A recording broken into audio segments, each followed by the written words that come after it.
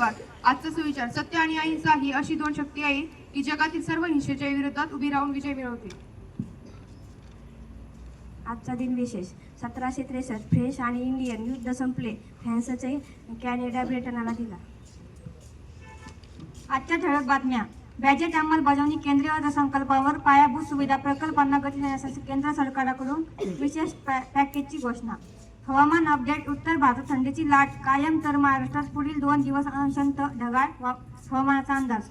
खेळ: भारत विरुद्ध ऑस्ट्रेलिया कसोटी मालिकेसाठी भारतीय संघ सज्ज. नेट प्रॅक्टिकल सुरुवात. तंत्रज्ञान: भारतीय अंतराळ संशोधन संस्थेकडून ISRO नवीन उपग्रह प्रक्षेपणाची तयारी अंतिम टप्प्यात. मनोरंजन: दादासाहेब फाल्के पुरस्कार ही घोषणा. फिल्म जगत में उत्साह का माहोल. आता आजच्या बातम्या संपल्या. आजचे प्रश्न पहिला: भारतातील पहिली AI फॉरवर्ड युनिव्हर्सिटी कुठे सुरू करण्यात आली आहे? उत्तर: मेरठ, उत्तर प्रदेश.